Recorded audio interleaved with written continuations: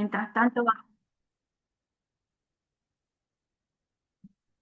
bueno, buenas tardes y bienvenidos a todas, todos y todes. Este, ahora damos la bienvenida formalmente porque ya quienes fuimos entrando en la sala nos estuvimos viendo y saludando. Eh, Les damos la bienvenida desde SEAL. Mi nombre es Sandra, conformo el equipo de coordinación estratégica Da equipe de coordenação de estratégica, la última depois da asamblea, última assembleia. junto a María Rosa, a Miriam, a Quique y Mariana. Alguno de nosotros está aquí, otros seguramente entrarán luego.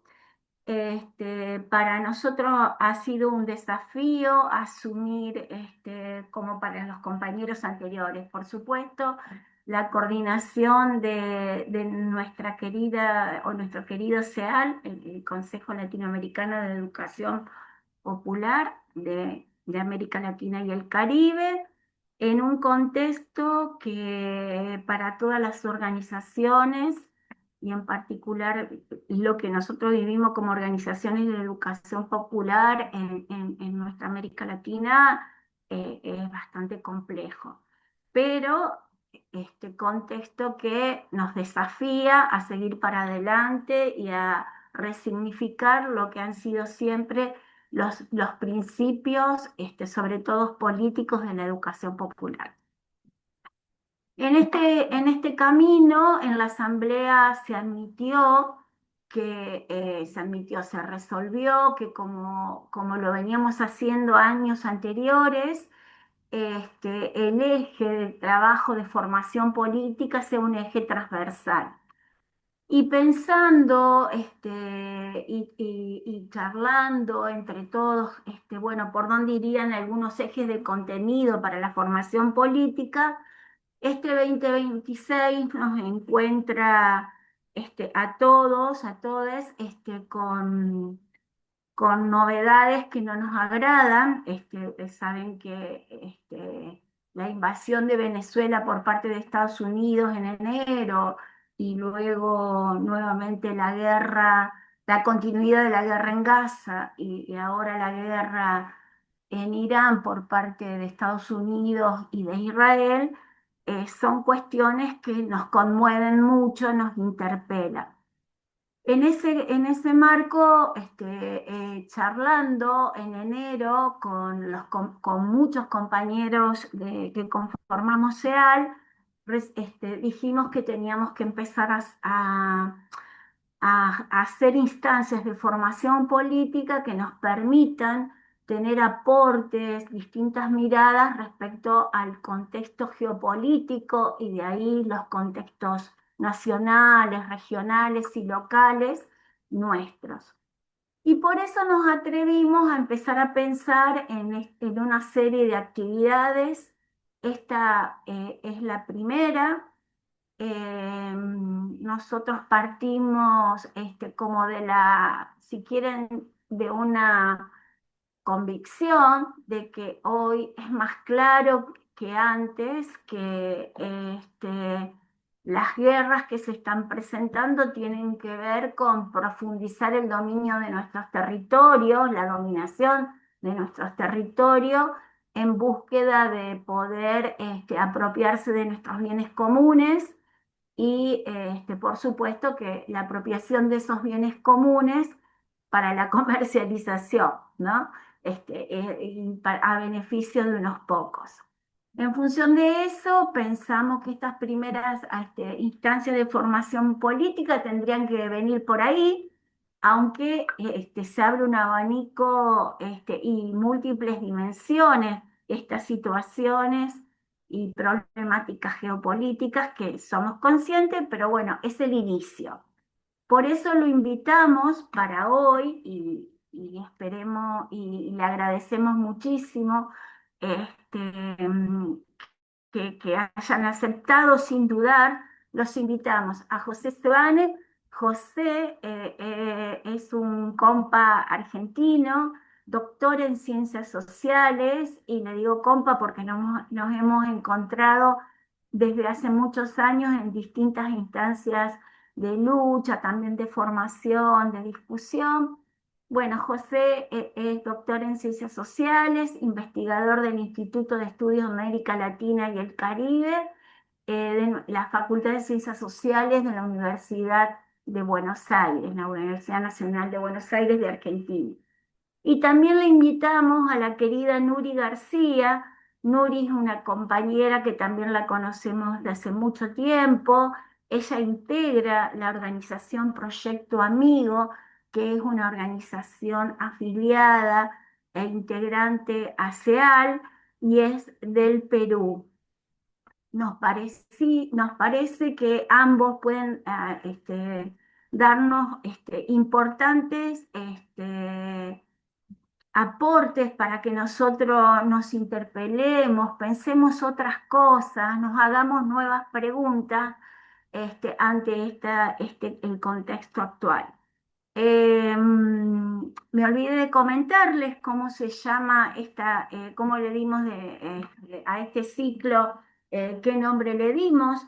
Le dimos el contexto geopolítico y conflictos actuales en nuestra América, crecimiento de derechas y de totalitarismo.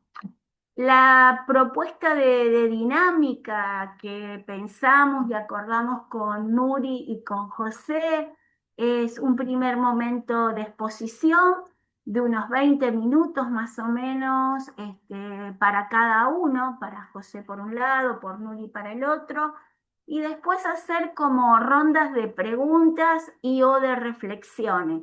Si son de 5 o 6 personas que nos acercan sus preguntas o sus reflexiones, si son preguntas las anotamos para tenerlas presentes, si son reflexiones les vamos a pedir que no sean más de 2 o 3 minutos. Yo les voy a ir indicando con las distintas manitos y que tiene este, que tiene ahí en reacciones Zoom para que ustedes vean que les queda poquito tiempo o que deben ir redondeando.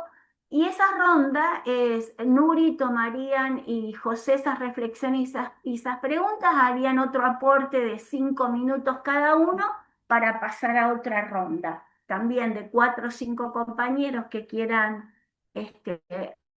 abrir el diálogo y así sucesivamente. La idea es estar juntos más o menos 2 horas. ¿Estamos de acuerdo?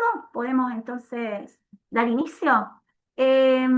Bueno, lo que no acordamos quién empieza, si José o Nuri.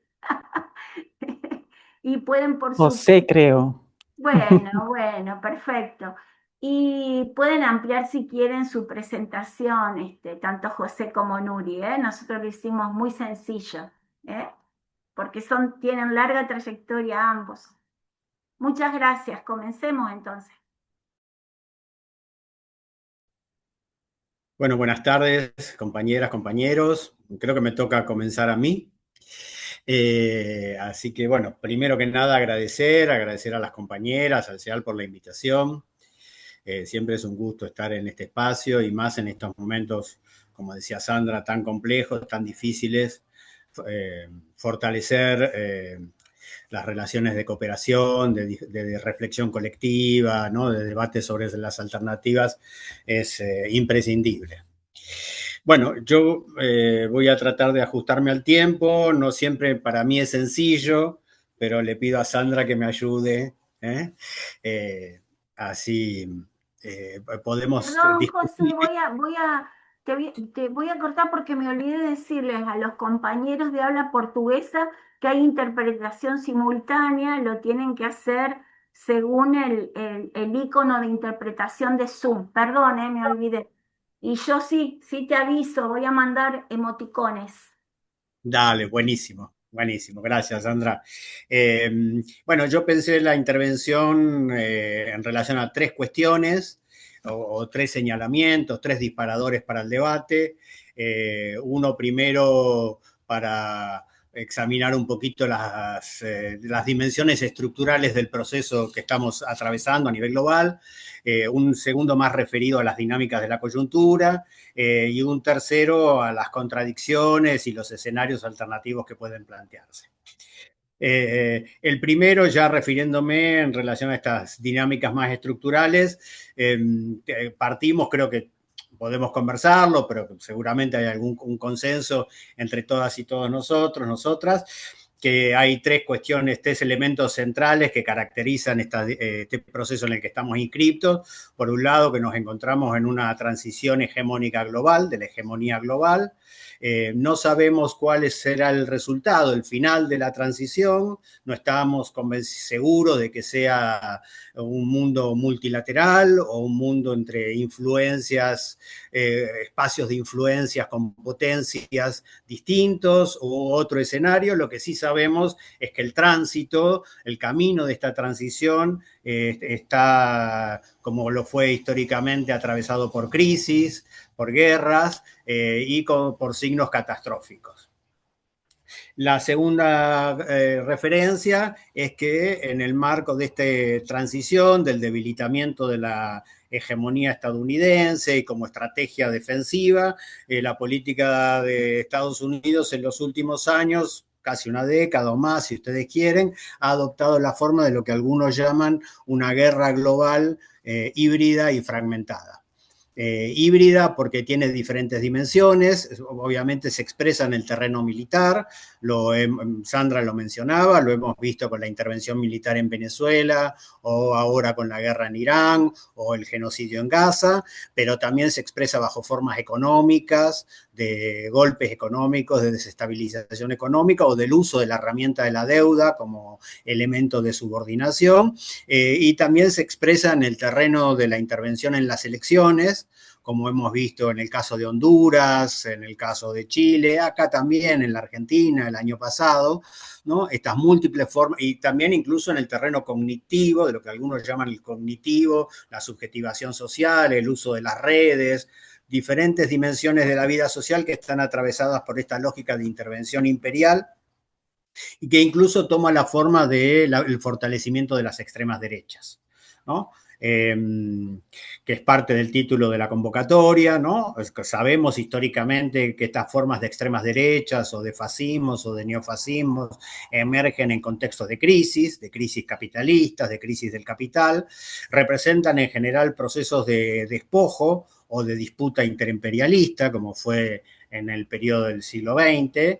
En este caso, además, tenemos un fenómeno particular que vale la pena, yo me estoy mencionando muy rápidamente porque no tenemos tiempo, pero de la aparición de estos fenómenos de extrema derecha o de neofascismos en América Latina en particular, que tienen una dimensión colonial, de subordinación colonial, que aunan, por un lado, la adscripción a políticas de corte neoliberal y, por otro, de ser representantes del proceso de recolonización que impulsa, en este caso, Trump desde los Estados Unidos. No son neofascismos totalmente locales, sino que es parte de una estrategia imperial de intervención en la crisis capitalista y en la crisis de representación para construir este escenario en el que estamos viviendo, ¿no? Donde en la última reunión del lanzamiento de este escudo de las Américas que hizo Trump hace unos días atrás, que más bien habría que llamarlo la cárcel para las Américas, contó con la presencia de 12 presidentes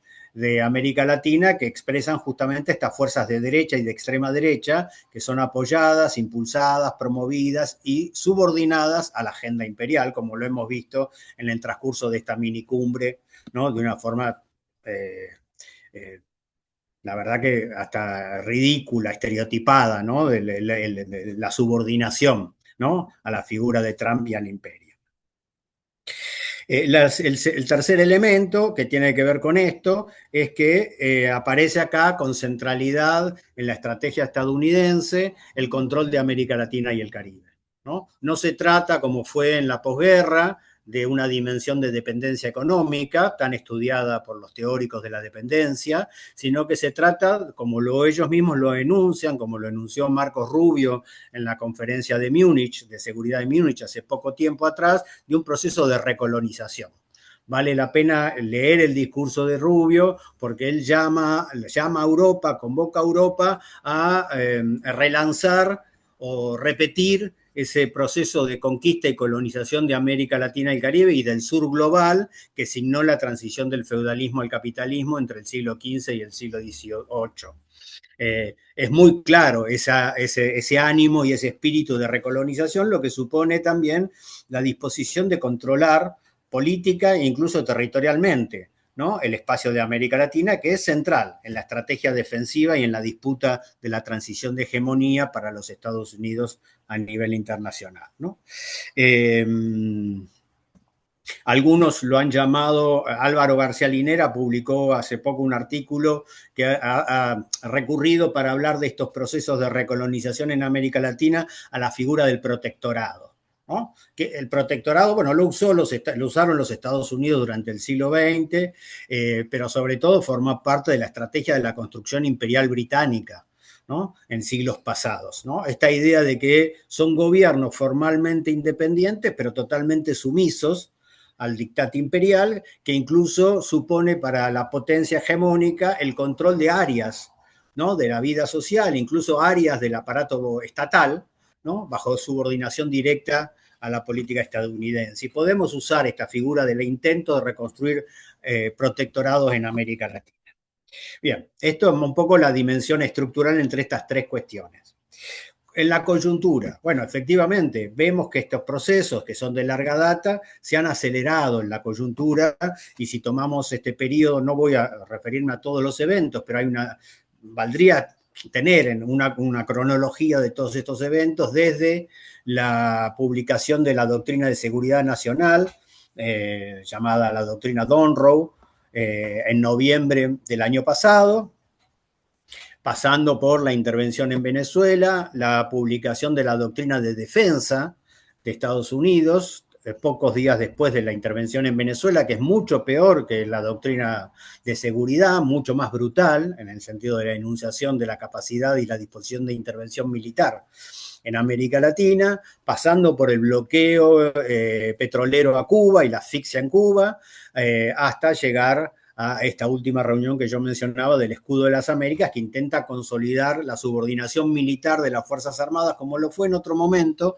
de América Latina a la política estadounidense, ¿no? Ha habido y la guerra en Irán, por supuesto, la intervención estadounidense-israelí contra el pueblo iraní, contra el gobierno iraní. La aceleración de estas cuestiones merece también una consideración particular en términos de la coyuntura, ¿sí? Yo voy a hacer simplemente algunas menciones en relación a esto. Una es la doctrina, el corolario Trump de la doctrina Monroe, aparece referencia a la vieja doctrina Monroe de principios del siglo XIX, ¿no?, que reclamaba América completa, el continente americano bajo un control estadounidense, pero que tenía un carácter defensivo, pero sobre todo aparece, aunque no está explícito, una referencia al corolario Roosevelt, de la doctrina Monroe, que fue del siglo XX, de principios del siglo XX, de Theodore Roosevelt, que quizás ustedes recuerdan, ¿no?, bajo el cual se construyeron estas repúblicas bananeras, sobre todo en el Caribe y en Centroamérica, y que hoy pretenden impulsarse en toda América Latina con estos nuevos bienes comunes de la naturaleza que están en el centro de la disputa geopolítica, que son los mal llamados minerales críticos, ¿no?, las tierras raras, el litio, el cobalto, el cobre, para mencionar algunos nada más, y por otro lado el control de los hidrocarburos, ¿no? Los dos sectores que aparecen mencionados explícitamente en la doctrina Monroe, en el documento que en noviembre se publicó, orientados bajo la idea de la seguridad nacional, ¿no? Acá aparece esta dinámica de securitización de los bienes comunes de la naturaleza, porque ahora no solo es la disputa de la que hemos hablado, por lo menos seguramente ustedes han leído, conversado en algún momento, ¿no?, que es la apropiación de estos bienes para la transición energética en el norte, lo que se llamó el colonialismo verde o el extractivismo verde, y si ustedes me permiten la humorada, el color se mantiene, pero ahora es el verde militar. porque en el caso de Trump está abandonado toda la estrategia de transición ecosocial y de transición energética, y lo que expresa es el interés de los dos de las tres grandes fracciones del bloque dominante que están detrás del gobierno de Trump. Uno es todo el complejo hidrocarburífero y por eso el control de las reservas, por eso la intervención en Venezuela, por eso la disputa en Medio Oriente, por eso la guerra en Irán. Y por otro lado, la alianza entre la industria militar o el sector militar y las grandes tecnológicas, ¿no? Esto de lo que se llama la alianza digital militar, que hace de la apropiación de los minerales críticos y del despliegue de la inteligencia artificial uno de los centros de esta competencia geopolítica con China y con los otros rivales que disputan la transición hegemónica global. Entonces, tenemos esta dinámica construida en América Latina y, como lo decía Sandra, este proceso de recolonización está centralmente vinculado a la apropiación y control de estos bienes comunes. Por eso, de la mano de esta intervención imperialista, lo que tenemos es una nueva ofensiva extractivista en América Latina. Hemos vivido ofensivas extractivistas en el pasado, ustedes recordarán, lo hemos discutido incluso en algún momento con Sandra y con María Rosa, ¿no? Y con otras compañeras que están acá, hemos conversado sobre este tema, ¿no? La ofensiva extractivista de los años 90, la ofensiva extractivista de los años 2000 en adelante, con el boom de los commodities en América Latina. Bueno, estamos en presencia de una nueva ofensiva extractivista que tiene estas dimensiones, estas características. Por un lado, de transformar el control de las reservas y de las cadenas de suministros en un problema de seguridad nacional de los Estados Unidos, y así aparece en la doctrina Monroe y así aparecen todos los acuerdos que vienen siendo firmados por parte de los países latinoamericanos con Estados Unidos para asegurar el provisionamiento de estos bienes, que tiene un intento de reforma de la institucionalidad social ambiental, que se consiguió y que se conquistó en enormes luchas, tanto a nivel internacional como a nivel nacional, en América Latina, ¿no? Que ahora propone lo que algunos llaman el fast track, ¿no? La tramitología, o sea, volver mucho más sencillos los trámites de aprobación de los proyectos extractivos, ¿no? Eliminar las dinámicas de consulta a las poblaciones, de informes ambientales, ¿no? Facilitar rápidamente el acceso al capital extranjero, el control de estos bienes. En la Argentina estamos en discusión actualmente de una reforma de la ley de glaciares, que justamente está vinculado a estas megamineras que aspiran a llevarse, entre otros bienes, el cobre, ¿no? De la cordillera, y en el mismo momento en que se discutía acá parlamentariamente la ley de glaciares, en Ecuador se aprobó una ley de minerales que avanza en este sentido, simplifica los trámites, deroga y desmantela los derechos ciudadanos, facilita los informes ambientales, incluso permite la explotación megaminera en las Islas Galápagos, ustedes quizás lo habrán visto. Bueno, forma parte de un entramado, ¿no? Que asume este proceso de reformas legales a nivel nacional, pero que además tiene toda una arquitectura de acuerdos, ¿no? A nivel bilateral o regional con los Estados Unidos. Muchos de estos países gobernados por coaliciones de derecha han firmado acuerdos, ¿no? De entrega de los minerales críticos. Para no irme mucho en descripciones, digamos, Cast, que acaba de asumir, uno de sus primeros hechos de gobierno fue firmar una especie de preacuerdo con los Estados Unidos de entrega de los minerales críticos, ¿no? Y que tiene una tercera dimensión, que es el bloqueo del acceso a China de estos minerales, usando una serie de subterfugios, ¿no? De asegurar mercados transparentes, impedir la manipulación de mercados. Bueno, son todos subterfugios lingüísticos que refieren a bloquear el acceso a China de estos minerales, ¿no? Bien. Un último comentario en relación a esto, no sé cómo estoy con el tiempo, Sandra, es el tema de la rapidez, ¿no? De la velocidad de estos acontecimientos. Y acá yo creo que es importante entender que hay dos explicaciones respecto de la velocidad de estos procesos que estamos viviendo y sufriendo, ¿no? Y que nos interpelan, ¿no? Por un lado, hay razones estructurales. ¿no?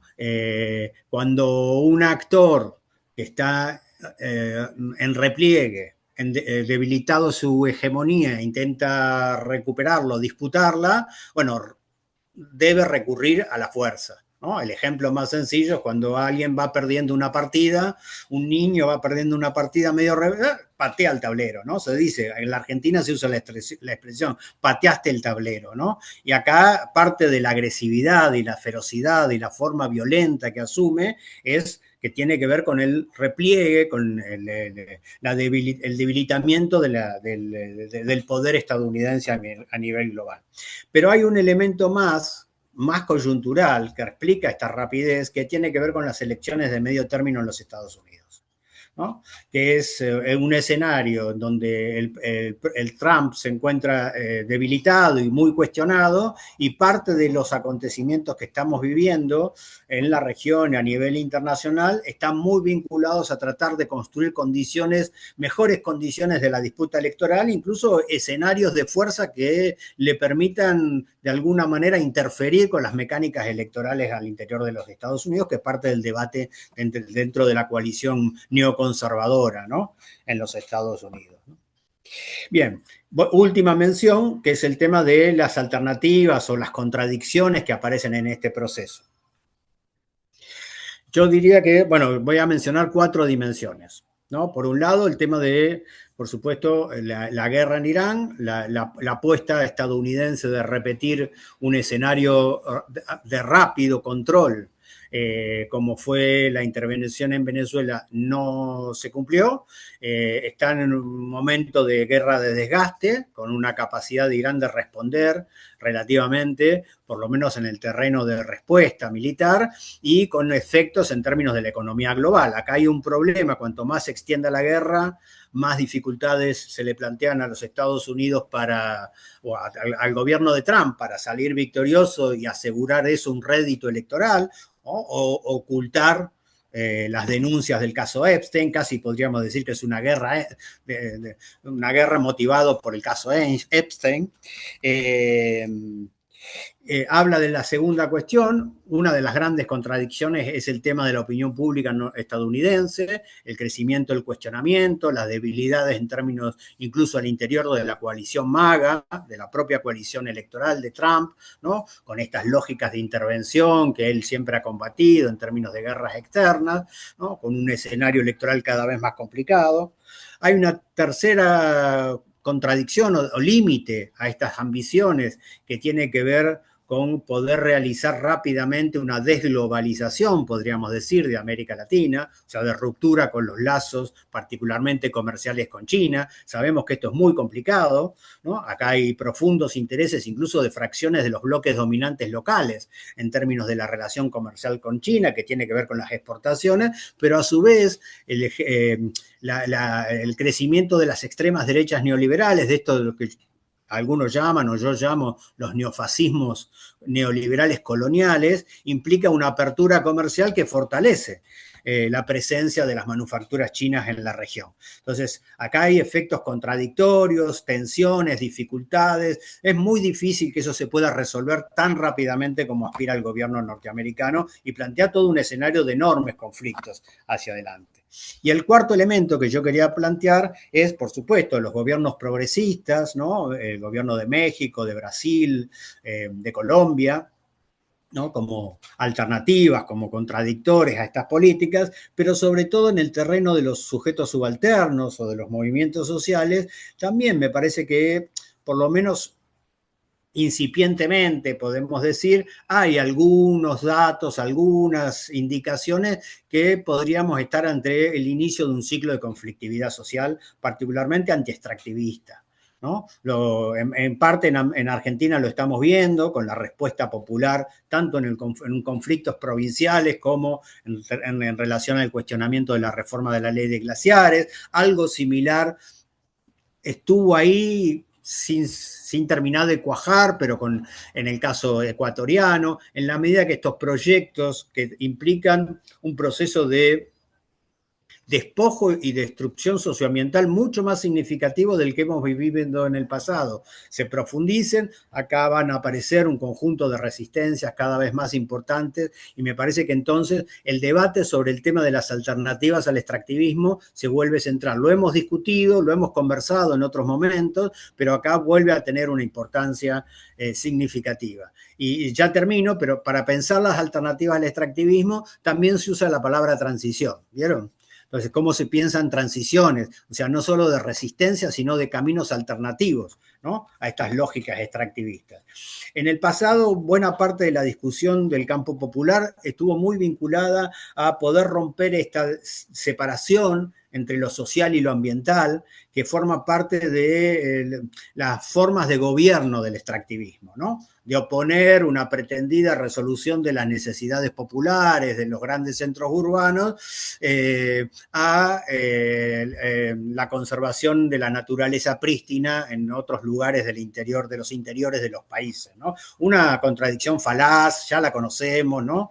No, porque el extractivismo no resuelve ni la pobreza de los centros urbanos y no hay lugares prístinos de naturaleza, sino que hay comunidades donde que habitan esos territorios. Y buena parte del esfuerzo de construir alternativas al extractivismo estuvo vinculado a articular lo social y lo ambiental en esta idea de justicia social y justicia ambiental que forma parte del patrimonio y de la programática, ¿no? de estos movimientos y de todos nosotros. Y yo creo que acá se agrega otra dimensión que no hay que perder de vista, que es el tema de la soberanía.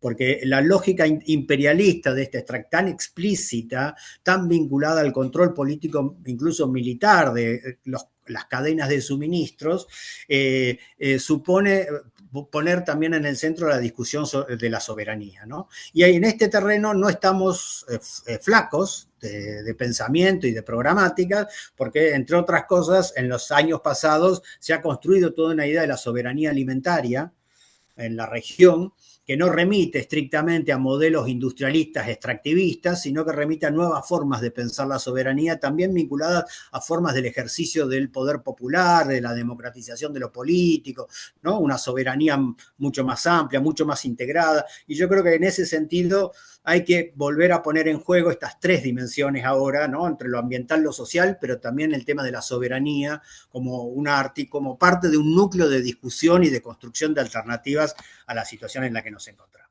Bueno, dejo por acá, gracias. Justo te mandaba un emoticón. Buenísimo. Gracias por todos tus aportes y por también cumplir con el tiempo. Bueno, muchísimas gracias, que eso es todo un desafío. Bueno, ahora vamos a pasar a Nuri. Nuri, vos estás como coanfitriona si querés compartir vos la Bien, presentación en PowerPoint. ya, Mientras Nuri hace eso, bueno, le damos la un bienvenida a quienes se ratito. sumaron luego de que iniciamos la actividad y para quienes, Lo veo. y contarles dos cosas. Una, que pueden, los que son de otra lengua que no sea la española, hay interpretación simultánea, ahí con el icono de interpretación lo pueden hacer. Y por el otro lado, le queríamos solicitar que en la medida que puedan en el chat pongan sus nombres y apellidos y un correo electrónico para tenerlos en la base de datos de SEAL y poder enviarles luego información de nuestras actividades. Bueno, te damos lugar, Nuri. Muchas gracias. Ahí ya está. Ya, gracias. Entonces, un ratito para poder verlo yo. Ay, un ratito.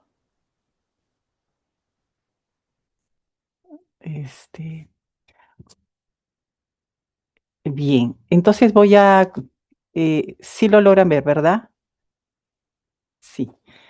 Bien, Sí, sí. entonces, buenas tardes con todas, todos, todas. Agradecer por la oportunidad de compartir esta presentación que voy a hacer desde experiencias concretas de acompañamiento a comunidades campesinas, indígenas, y organizaciones de personas afectadas por el extractivismo, y también por procesos de defensa del agua, de los territorios y de la vida, ¿no? Y comienzo diciendo que lo que vivimos hoy en muchos territorios no son problemas aislados, ¿no? Es una ofensiva imperialista sobre la vida y se trata de una pelea de fondo que llamamos disputa de territorios, ¿no? Es decir, entre un imperialismo que quiere ver el territorio como recursos, como mercancía,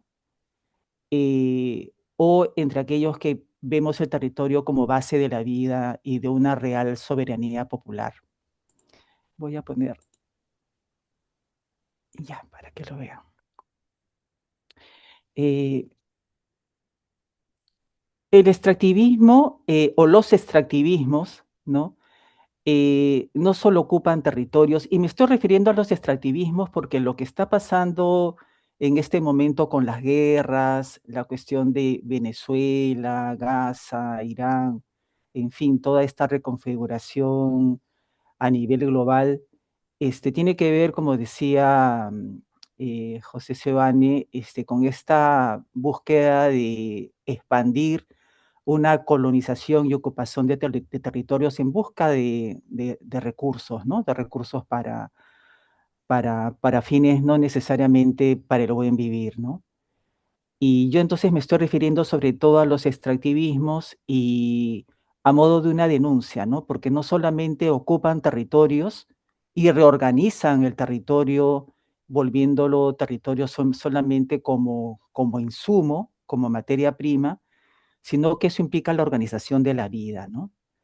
Entonces, no solamente se trata de un modelo económico o de una actividad productiva, sino que es como un gusano, digamos, que entra en la papa, ¿no? Así dicen los campesinos, ¿no? La minería, dicen, entra como un gusano en la papa y la corroe toda, ¿no? Entonces entra a nuestra agua, a los cuerpos, a la salud, a la economía familiar, entra al trabajo de cuidados, a las relaciones comunitarias y también entra la democracia, ¿no? Y también la transforma y la despoja de su sentido originario. Y despoja también de la posibilidad de futuro, ¿no? Entonces, hablar de extractivismos es hablar de luchas con densidad política porque lo que se está denunciando es esto, ¿no? Y lo que se denuncia es que en este nuevo contexto geopolítico, en que se busca más tecnología, en que esta cuestión de la transición energética implica el desarrollo de la inteligencia artificial, de minerales críticos, nuevas tecnologías, competencia entre el Estado, entre los estados como China, Estados Unidos. Eh, Todo eso muchas veces se presenta como desarrollo, búsqueda de modernización, de innovación, pero algo a advertir es que todo ese desarrollo que ahora se quiere imponer, también tecnológico, necesita de minerales, ¿no? Necesita de energía, de agua y de territorios. Entonces, lo que aparece como desarrollo, como ventaja para el norte y en los grandes centros de poder en América Latina y Centroamérica, más bien significa más opresión de comunidades, expansión de frontera extractiva y amenazas sobre nuestras fuentes de vida, ¿no? Nuestros bienes comunes. Entonces, significa pues que esta lucha de protección de los territorios frente a las extractivas no solamente es un problema local, sino que si bien se enfrenta de manera concreta en los territorios, se trata de una disputa global por minerales, por energía, por quién decide qué tipo de desarrollo hay que seguir en los territorios, ¿no? Y por eso la cuestión de la soberanía, como José Soane decía, es sumamente importante, porque, digamos, Estados Unidos y aliados vuelven a tratar a América Latina como una reserva estratégica, ¿no? Como territorios vacíos donde lo único que importa es poder ocupar más, colonizar más y poder, digamos, llevarse todo lo que puedan, ¿no? Entonces, las decisiones nacionales no están aisladas, ¿no? Lo que se decide en el Perú, que ahora les voy a contar un poquito, ya se ha decidido afuera, ¿no? Sobre el futuro de lo que implica la manera de entender el bienestar en el país. Entonces, hay ofensivas múltiples en el territorio, ¿no? Acá algo importante Perdón, entender Inicia, es que perdón. no se Estabas trata aquí, solo sentada. de una amenaza, ¿no? Disculpe. Los territorios viven acumulación de amenazas, ¿no? Contaminación, abandono del Estado, no solamente es minería, ¿no? Hay una ofensiva múltiple, ¿no? Y los territorios, pues cuando uno trabaja con ellos, con las federaciones indígenas, con las comunidades campesinas, sale todo esto que vemos, ¿no? Sale que están amenazados por las entradas de las carreteras, la minería ilegal, narcotráfico, deforestación, los lotes petroleros, las invasiones a sus territorios, los que deforestan, la contaminación, sus reservas territoriales invadidas, la cuestión del gas, las concesiones de todo tipo, la caza ilegal, en fin, son múltiples amenazas. Entonces, esto obliga a ver el problema global, digamos, cómo se vive en los territorios, como un entramado más amplio de poder, de intereses y violencias que están operando en estos espacios de disputa, ¿no? Y frente a eso, pues, muchas veces se ve a las comunidades como los afectados, las víctimas, como las receptoras del daño, ¿no? Pero también son poblaciones que producen pensamiento y acción política, ¿no? Y eso se ve en los talleres, en los encuentros, en los mapas participativos que realizan, en sus sistematizaciones, ¿no? Allí no solamente expresan malestar, sino también ubican las amenazas, identifican actores de poder, reconocen bienes comunes en riesgos y construyen estrategias, ¿no? Entonces, la formación política acá, pues, no viene solamente de las universidades, si bien es importante, sino que se está produciendo también conocimiento y saberes de cómo se entiende la realidad y cómo se enfrenta desde abajo, ¿no? Entonces, son territorios que también piensan, interpretan y disputan sentidos políticos, ¿no? Esto que ustedes ven en rojo cada cuadradito es una concesión. Solamente estoy hablando de la concesión minera porque podríamos hablar de la forestal, la pesquera, en fin, la petrolera, ¿no? Nuestro país, ustedes ven el mapa peruano está, y en Latinoamérica, todo está ordenado según el extractivismo, ¿no? Y el extractivismo mapea los territorios en base a estos cuadraditos que se llaman concesiones. El derecho de las empresas o de cualquier persona que el Estado le da el derecho de poder sacar los recursos que están sobre el subsuelo. Eso se llama concesión. Pero para eso tú necesitas tener el permiso del dueño del terreno superficial y en caso de las comunidades campesinas y pueblos originarios, te tendrías que consultar. Sin embargo, este caso que nosotros estamos acompañando, donde está mi organización, es el caso de una comunidad emblemática con el nombre de Juan Velasco Alvarado, donde se encuentran 27 lagunas. Una de ellas es la que va a proveer de agua a la zona donde estoy, porque no tenemos agua potable y tenemos simplemente agua 4 horas al día, porque la mayor parte del agua se la llevan las 2 mineras grandes que están alrededor de nuestro territorio. Y para que entiendan ustedes, una gran minería, el agua que utiliza una gran minería es lo que utiliza en un día, es lo que en un día utiliza toda la población de Perú y Bolivia. Esa es la cantidad de agua que utiliza una mina. Y claro, cuando la regresa según ellos ya potabilizada, ¿no? Pero lo que nosotros vemos es que no es tanto así. Entonces nos quedamos, digamos, cuando encontramos esto, la comunidad encuentra esto y dice, pero nosotros, nadie nos ha consultado. Y vamos al informe y el informe dice, no hay población, no hay organización, las 27 lagunas, el daño va a ser mínimo. Y claro, porque el comportamiento de las extractivas es de que te quitan agua y si ya no hay agua, entonces te mandan el agua por tubería, ¿no? Por manguera incluso, o si no te hacen un reservorio, pero finalmente te dejan sin agua o con agua contaminada, ¿no? Entonces, esto que está pasando en Huamachuco pasa en todas partes del país y en toda Latinoamérica. Esa es la disputa de los territorios desde que se da un permiso inconsulto para que puedan extraer. Entonces, el territorio para nosotros, este tipo de ordenar el territorio tiene que ver con la cuestión de soberanía popular, ¿no? ¿Quién decide qué cosa y para qué?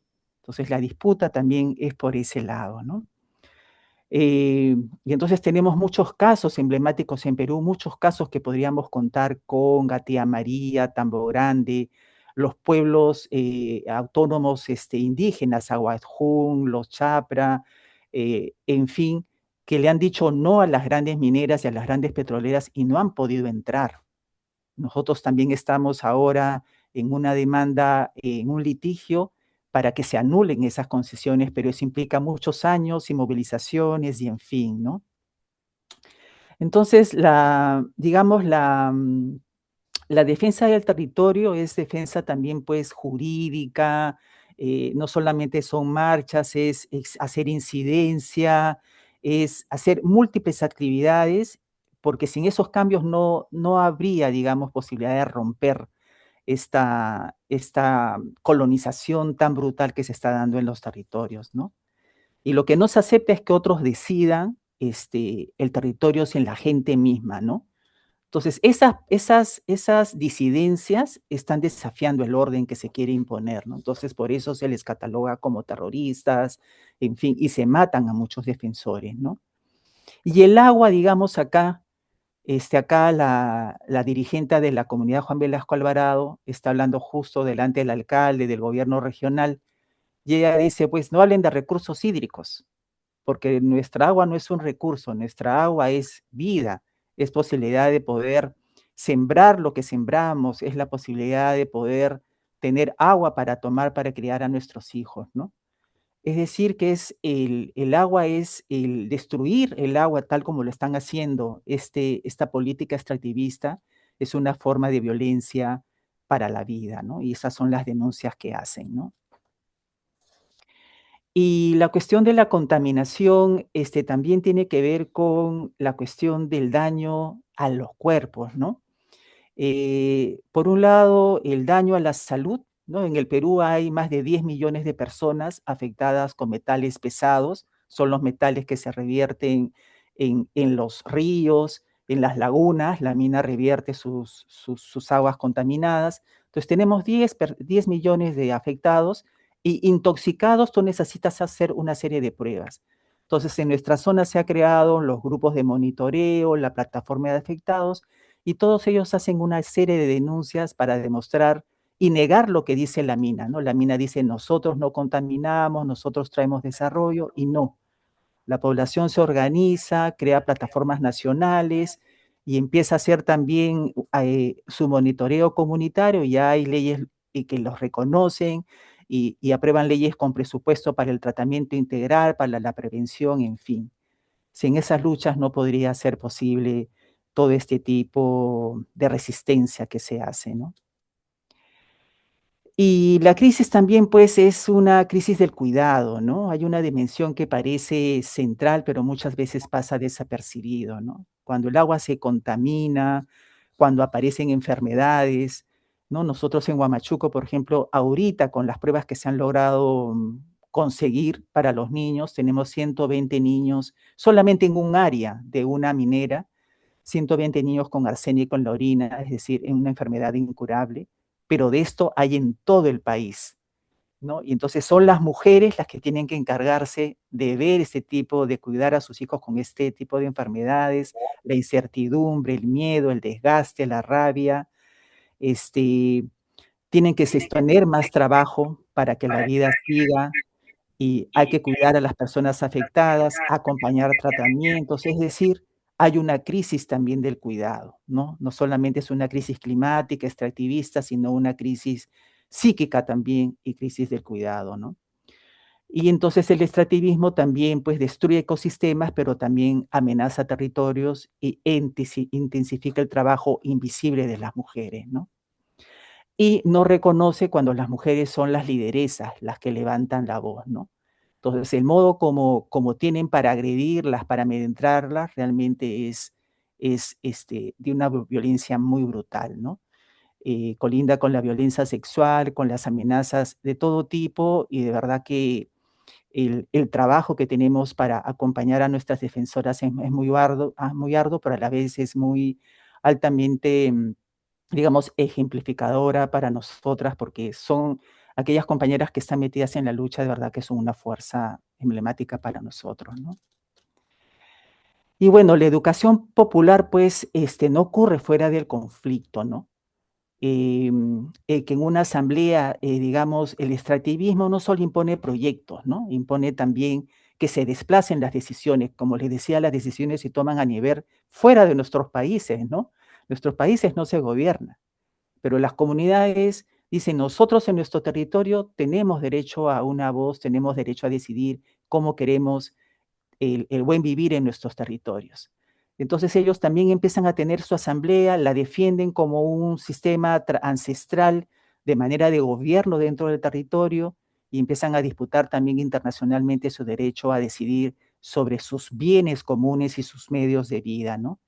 Y afirman también otra manera de hacer política, porque abogan por la asamblea, abogan porque, digamos, no sean otros los que hablen en el territorio, ni que definan qué es lo que vale o no, sino ellos y ellas, ¿no? Entonces es una forma también de resistencia a estas mineras. Justamente ustedes si ven al fondo, esa es una de las minas que más de una familia de narcotraficantes que amenazan cada día con sus matones, pero aún así ustedes los ven a ellos ahí determinados y no tienen miedo, que es una cosa también que desde la educación popular uno dice, bueno, uno se forma en la lucha, cuando se organiza, y somos compañeros cuando nos acompañamos en la defensa y también en las propuestas, ¿no?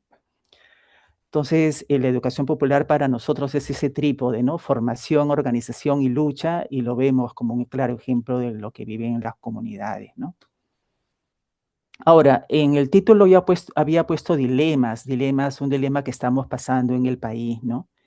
Es un punto muy difícil, pero en algunos territorios, además que hay resistencia, hay casos ejemplares de valentía, de coraje, también aparece la expansión de la pequeña minería, la minería artesanal. Y ahí encontramos compañeros, compañeras de comunidades, de pueblos indígenas, con los que estamos defendiendo el territorio frente a las grandes mineras petroleras, pero luego resulta que algunos de ellos, de sus familiares o ellos mismos, están haciendo minería pequeña o pequeña escala, ¿no? Y a veces se van a otra comunidad, a otro territorio donde se contamina, mientras en su territorio mismo dicen un discurso contrario, ¿no? Y entonces no se trata pues acá digamos, se trata de una situación donde la agricultura ha sido descuidada adrede, donde posibilidades de producción económica o alternativas económicas populares en base a la biodiversidad podrían desarrollarse. Todo eso ha sido omitido por los estados a propósito para que haya una dependencia de aceptar a la gran minería y ahora que no quede otra más que hacer esta actividad, porque si antes la onza de oro estaba a $120 la onza, ahora está casi $6,000. Y entonces la mayor parte de los agricultores, a menos en la zona donde estoy, que es la mayoría en el Perú, basan su agricultura son tierras de secano, es decir, esperas la lluvia para regar. Y con la crisis climática hay sequía o hay inundación. Entonces, el agricultor a veces tiene que buscarse otros trabajos y ha visto que una fuente de trabajo inmediata y muy eficaz es la minería. Entonces ahí estamos con un problema, comunidades que ahora se están declarando mineras, ¿no? En fin, esa es una de las dilemas que estamos atravesando y cabe preguntarse, pues, ¿por qué aparece? ¿Qué crisis está expresando esto? ¿Qué necesidades están empujando a que esto se amplíe? ¿Qué ausencias de alternativas hay? Porque hay muchas ausencias de alternativas. ¿Y qué conflictos se están produciendo entre las comunidades y entre los mismos movimientos, ¿no? Movimientos, naciones que dicen no a la minería de ningún tipo y ahora comunidades que dicen que sí y la defienden también y están creando propios movimientos, ¿no? Entonces, las comunidades también pasan por contradicciones, necesidades, presiones, tensiones, que también tenemos que saber ver cómo enfrentar, ¿no? Y se trata pues entonces no solo de resistir, tenemos contradicciones y de un desafío muy grande que es impulsar alternativas, ¿no? Economías populares, construir propuestas, todavía son débiles, nos falta en esto todavía crecer, aprender de otras experiencias o consolidar las ya existentes, porque los horizontes de vida necesitan condiciones materiales, ¿no? Y para esto se necesitan proyectos que sean realmente coherentes con una perspectiva de buen vivir, ¿no? Entonces, no se trata de decir, queremos que se vaya la industria tal para que yo produzca lo mismo, ¿no? Y para servir simplemente al mercado capitalista, ¿no? Entonces, ahí tenemos todo un desafío de las alternativas que sean reales, propuestas que vayan a la par con la defensa del derecho de la naturaleza y de la sostenibilidad de los ecosistemas, ¿no? Y ya voy terminando, sin articulación, pues, no hay defensa posible, ¿no? Una comunidad sola, como la que les he contado, o el grupo de distrital de afectados y afectadas con metales tóxicos, como los que ustedes ven, que son el grupo que hemos promovido y ahora estamos acompañando. Es un grupo donde están también los padres y las madres de los 120 niños afectados con arsénico.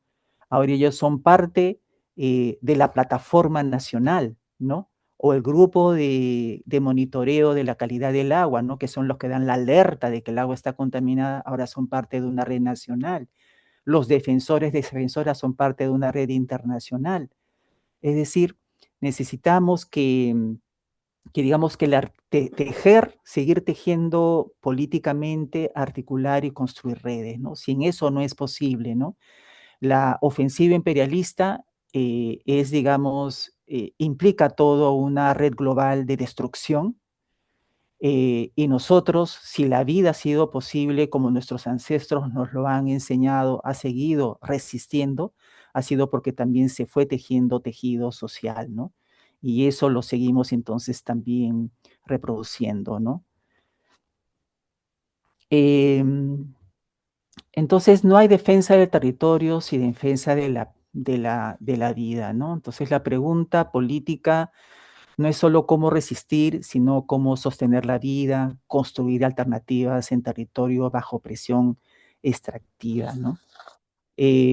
Para terminar, decir pues que cuando los territorios dicen que el agua vale más que el oro, que la vida no puede seguir sacrificándose, que los pueblos tienen derecho a decidir sobre su territorio, son disputas que van definiendo nuestro Abya-Yala, ¿no? Que estamos construyendo, ¿no? Y eso no es una agenda secundaria, sino es una tarea política central en estos tiempos, ¿no? Eso es lo que podría compartir. Gracias. Muchísimas gracias, sí, muchísimas gracias, Nuri. La verdad que los aportes que nos han hecho, ambos ha sido muy, muy interesante desde las experiencias y las trayectorias singulares y particulares de cada uno de ustedes. Así que muchísimas gracias. Bueno, abierto ahora, nos piden la palabra si quieren y nosotros le damos la posibilidad.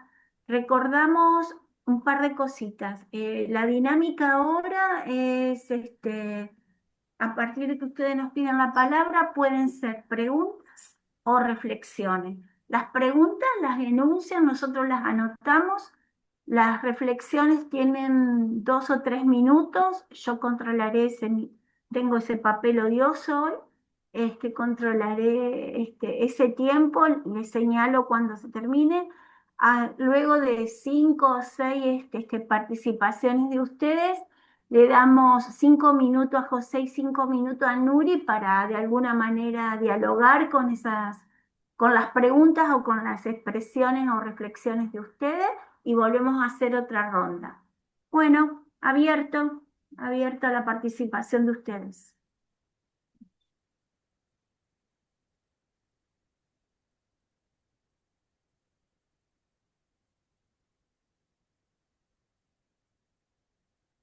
bueno, mientras se atreven y piensan o están pensando y reflexionando sobre los aportes de José y de Nuri, les recuerdo a quienes han llegado hace un ratito que estamos solicitando en el chat de la sala de Zoom si pueden poner nombre, apellido, país y un correo electrónico para poder luego seguir comunicándonos con ustedes para que conozcan las acciones o las actividades de SEAL. Gracias. Yolanda, has levantado la mano. Si quieres, puedes abrir tu cámara también. Está bueno vernos. Sí, buenas tardes, compañeras, compañeros. Bueno, yo quería hacer un comentario a lo que ha señalado la compañera Nuri, que estoy muy de acuerdo, y es muy importante tener muy clara nuestra tarea en la defensa de los territorios y en la defensa de la vida, ¿no? Sin embargo, bueno, estoy hablando desde Perú, desde Lima. eh, es cierto que las economías extractivas en nuestro país, extractivistas, se articulan de modalidad formal e informal, ¿no? Incluso ya se viene hablando mucho. Ayer escuchaba a Eduardo Bayón y a Eduardo Cáceres también señalando que, bueno, que en realidad esta separación entre economía informal y economía formal, vinculado al extractivismo, ya no es tal, ¿no? Una se nutre de la otra, es decir, la economía formal se nutre de la informal y esta crisis civilizatoria que estamos viviendo desde hace mucho tiempo como parte del sistema capitalista neoliberal está impactando también en esas subjetividades y luchas de nuestros pueblos, ¿no? Hay territorios en el Perú que siguen firmemente luchando por agua, es verdad, en contra de economías extractivistas, pero también hay otros territorios que por la pobreza, que por la necesidad de sobrevivir, se vinculan, ¿no es cierto?, a estas economías, ¿no? Y allí tenemos un enorme desafío porque necesitamos construir como países, como sociedades, desde perspectivas del buen vivir, otras formas de actuar, otras formas de satisfacer nuestras necesidades, de ofrecer actividades diversas a estas poblaciones para que puedan enfrentar eh, esta ola, estas formas de la economía capitalista que por razones de pobreza, de exclusión, muchas de nuestras comunidades se articulan a ellas, ¿no? Ese es un gran desafío en ese momento. Entonces, bueno, quería comentar eso para reconocer que nos señala Nuri y quería mencionar también cómo hay otras formas de resistencia muy potentes que se dan desde las expresiones culturales y simbólicas, desde las fiestas de nuestros pueblos, las manifestaciones. Ahora, hace muy poco, los carnavales que se celebran y que se bailan y que se festejan en nuestro país, pero también juntamente con ello, está arremetida contra esas expresiones culturales que vivimos en el Perú de una manera muy flagrante, ¿no? Y cómo defender la vida también es defender el sentido de fiesta que nos une en comunidad. Gracias, gracias. Gracias. Muchas gracias, Yolanda. ¿Alguien más que quiera hacer un comentario, una pregunta? Rosa. Hola, buenas tardes. Mi nombre es Rosa Rubilar, soy de Chile. Pertenezco a la comunidad autónoma de base de aquí de todo Chile y yo pertenezco a la parte sur de Chile. Solamente comentar que agradecer primero este tipo de instancias, que estos pequeños focos de luz que se están dando en toda Latinoamérica puedan seguir replicándose, puedan seguir tomando acción, puedan seguir teniendo presencia, puedan seguir teniendo voz. Acá en Chile, el sufrimiento de los pueblos originarios, huilliches, mapuche, ha sido tremendo. Y con el nuevo gobierno que acaba de asumir, se viene peor. Sus aguas están siendo contaminadas, quitadas, los bosques están siendo reemplazados solamente por siembra de puro pino, que al final, o las paltas en el norte, donde el árbol de la palta chupa cualquier agua. Entonces, necesitamos este tipo de instancias, necesitamos ir reconociéndonos, que necesitamos de esta casa común viva, porque así poco a poco el poder, y no hablo de los latifundistas ni de los ricos de nuestros países, esos son los monigotes de aquel poder mucho más superior, que son las grandes potencias, y que están mirando muy seriamente a Latinoamérica. Así que les agradezco esto. Muchas gracias. Gracias. Gracias a ti, Rosa. ¿Alguien más quiere compartirnos sus reflexiones, hacer alguna pregunta? María Rosa. Bueno, somos muchas las rosas en Latinoamérica. Sí, sí. Bueno, no, gracias a tanto a José como a Nuria, porque la verdad que han sido ambas exposiciones no solo complementarias, sino también como que nos abren a reflexiones y preguntas. eh, y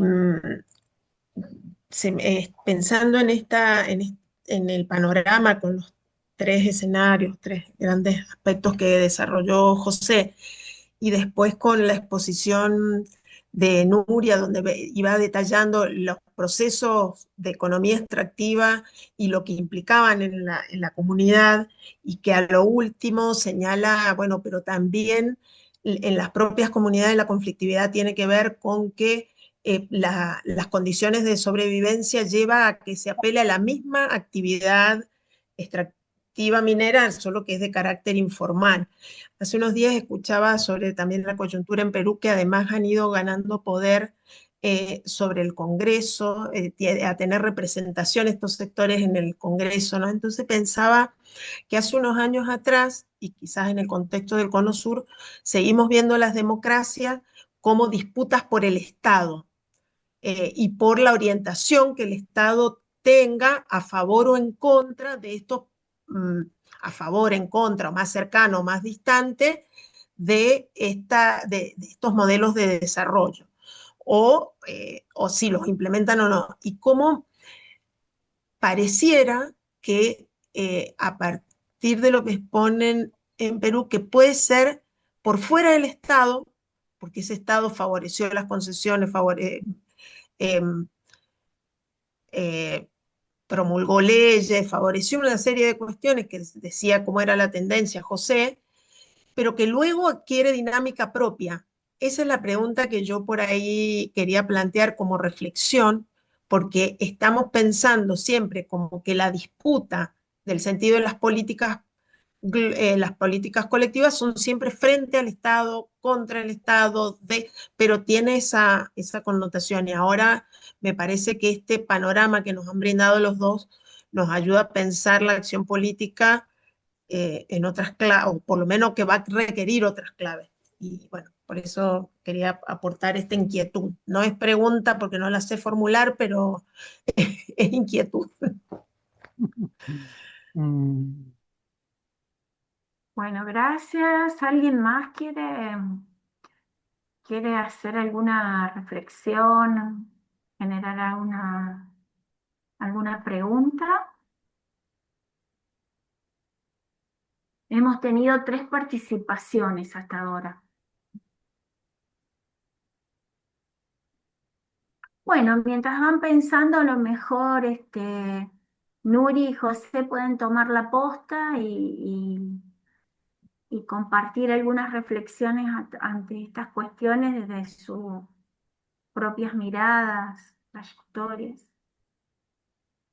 Nuri, José, ¿quieren? ¿Puede, Nuri, querés vos comenzar? Sí,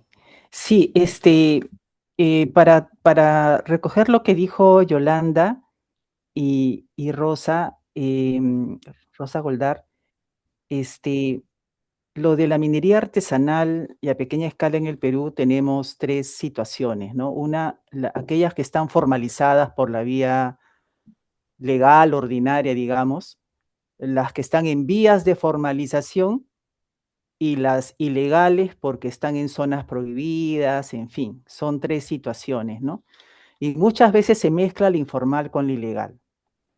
Pero nosotros, digamos, nosotras que partimos desde la defensa de los territorios de las comunidades frente a las extractivas mineras, las grandes, desde un inicio, digamos, las grandes han hecho que el país se declare país, Perú, país minero, y por lo tanto que las leyes y el ordenamiento del territorio sigan políticas eminentemente extractivas y que haya flexibilidad en la regulación de su entrada, no solamente en cuanto a exoneraciones de impuestos, sino flexibilidad en cuanto al grado de contaminación que pudieran ocasionar en los territorios. Es decir, en otras palabras, para resumir, han legalizado una situación de ilegalidad de las grandes, porque han estado rompiendo con la legalidad de los pueblos. La legalidad de los pueblos es cuidar el territorio, y si se afecta, porque se afecta, pues la agricultura también afecta, en fin, si se afecta, sea dentro de lo mínimo posible, como dirían algunos, ¿no? Sacamos de la tierra lo necesario, pero no nos excedemos, ¿no? Entonces las grandes han entrado, digamos, de manera legal, pero para actuar de manera ilegal, porque lo que están haciendo es ocupando y destruyendo territorios y eso está legalizado, ¿ya? Entonces, Perú, país minero, el país está ordenado desde un punto de vista extractivista, pero cuando las comunidades cuya situación de pobreza ha sido creada políticamente también por muchos años, ¿no? Porque el neoliberalismo se constitucionalizó en el país desde el 93 y desde mucho atrás.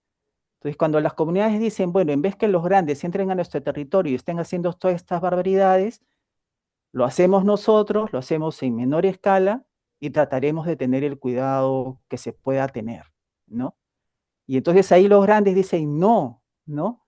¿Cómo lo van a hacer ellos? ¿No? Es decir, como que algunos tienen derechos y otros no. Entonces, le podemos dar muchas lecturas a esta cuestión de la minería hecho por los pequeños, por las comunidades.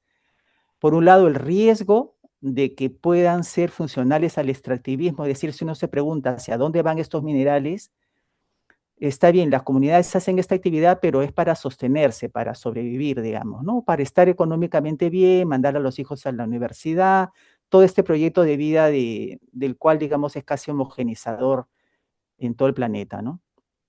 Pero bueno, tienen también su derecho a este tipo de decisiones. Para otros es una situación de sobrevivencia, porque la agricultura y otras actividades no la hacen. Entonces, lo ejercen y tratan de hacerlo de manera legal, pero como no pueden, los que están en informalidad no lo pueden hacer porque ¿quiénes son los dueños del territorio, de las concesiones? Ya son los grandes han concesionado casi todo el país. Tú de pequeño, digamos, en mi situación, en Huamachuco, digamos, ¿no? Si las comunidades quisieran hacer minería donde estoy, su territorio ya está concesionado por los grandes. Entonces tú no puedes tener una concesión propia, el derecho a sacar los minerales del subsuelo porque ya lo tienen los grandes. O lo tienen otros, pero de otro tamaño, pero ya está concesionado y eso ha sido dado de manera en consulta. Entonces es toda una complejidad porque al final cuando algunos mineros artesanales que quieren hacer las cosas bien, otros quieren más bien ampararse, encubrir la ilegalidad que está relacionada a actividades criminales y de narcotráfico, pero los que quieren hacer las cosas adecuadas, digamos, bajo una regularidad incluso de su comunidad, encuentran una serie de limitaciones y encima son estigmatizados y encima son, digamos, bloqueados porque las reglas de juego ya no les permiten formalizarse. Entonces ahí hay toda una complejidad, porque además ellos están utilizando la cuestión de la soberanía. Están diciendo, es una manera también de ejercer soberanía en nuestro territorio, de nosotros decir qué tipo de minería queremos. No queremos la grande, sino queremos una artesanal, que sería menos dañina. Entonces, este tipo de debates se están dando actualmente.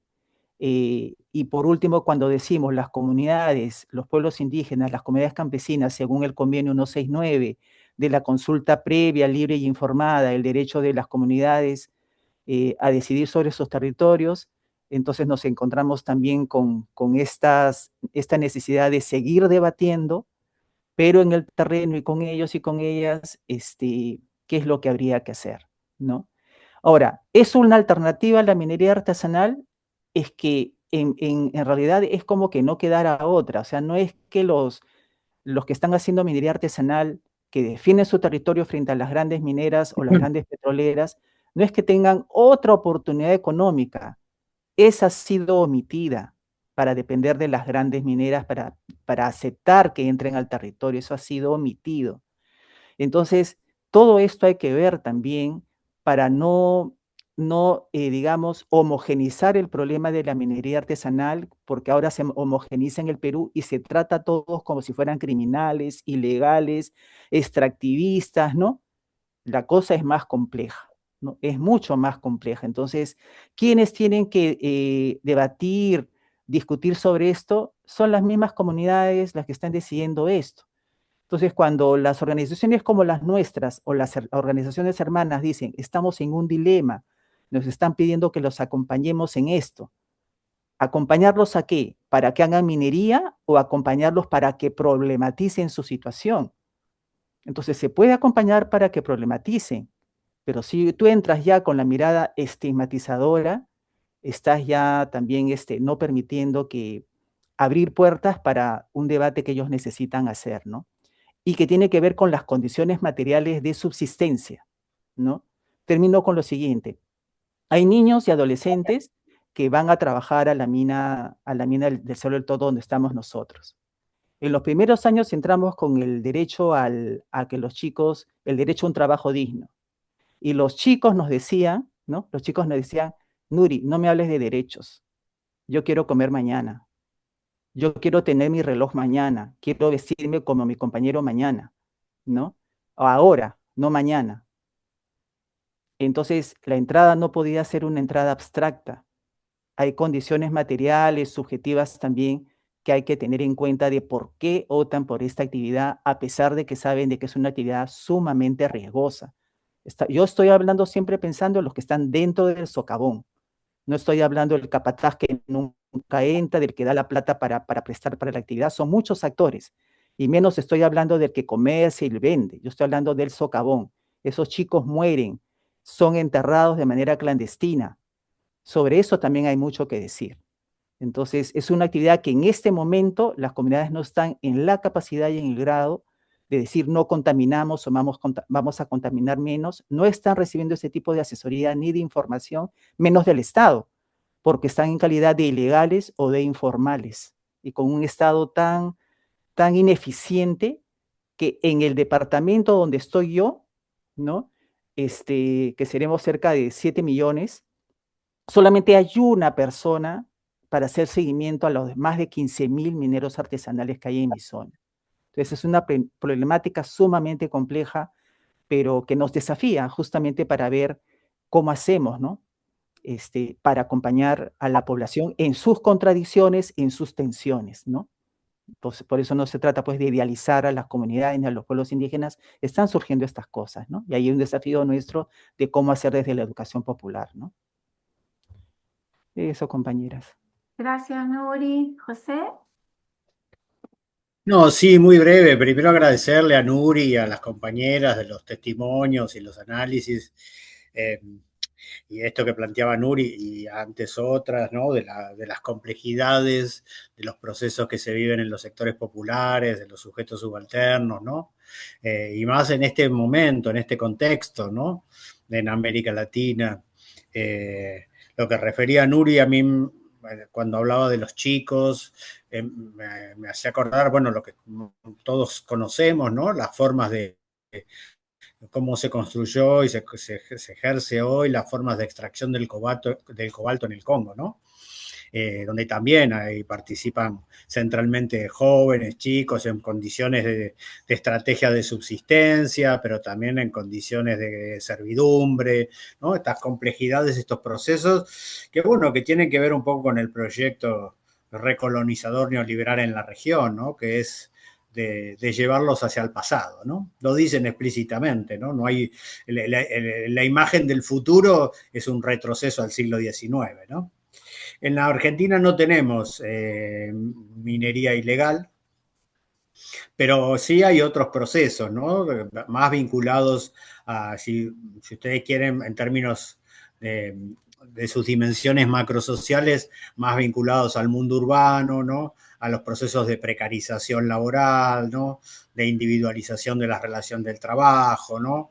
Que también provocan o disparan dinámicas de subjetivación social muy complejas, ¿no? Que formaron parte acá de lo que incluso fue en términos de acompañamiento electoral a la propuesta de Milei, ¿no? Acá hay toda una discusión de cómo interpelar a esos sujetos, ¿no? Que en cierta medida afirman su subjetividad en una especie de independencia laboral que no es tal, ¿no? Que en realidad lo que sacraliza es la precarización, ¿no? Yo para poder un poco en diálogo, incluso en términos de estas dinámicas de la economía ilegal, lo que es el impacto en la Argentina del narcotráfico, en las barriadas populares, ¿no? Como dinámicas de control, ¿no? De estos procesos de despojo y de exclusión que traen las políticas neoliberales, ¿no? Cómo se controla esa población que queda por fuera de toda capacidad de asegurar su subsistencia por las mecánicas de los mercados formales de trabajo, ¿no? Y sí, estamos en una situación de enorme complejidad que requiere, me parece que es el tono en el que se plantea la conversación, ¿no? De reflexionar, de pensar, de estudiar, de analizar, ¿no? De debatir con los actores, con las comunidades, ¿no? De aprender, ¿no? De aprender para poder educar de alguna manera o de intervenir, ¿no? En el proceso de aprendizaje colectivo, ¿no? Y bueno, nada, y rescatar esto que decía María Rosa, ¿no? Que efectivamente yo creo que, por eso yo mencionaba la idea de la soberanía alimentaria, porque en la idea de la soberanía alimentaria, en la dinámica de la transformación o del ejercicio de la soberanía no está situada exclusivamente en el Estado, ¿no? Sino que tiene una dinámica mucho más social, ¿no? En esta idea de socialización de la política, de socialización de la gestión, mucho más comunitaria, ¿no? Con entramados que llegan, por supuesto, al nivel de las demandas a políticas públicas, pero además con una programática de transformación, ¿no? Del Estado, ¿no? Que tenemos hoy, ¿no? Que es un Estado que debe ser transformado en el sentido para asegurar efectivamente un ejercicio de la soberanía popular. Gracias, José. ¿Alguien más quiere hacer alguna intervención? Iniciamos otras rondas de intervenciones para seguir dialogando con los aportes de Nuri y de José.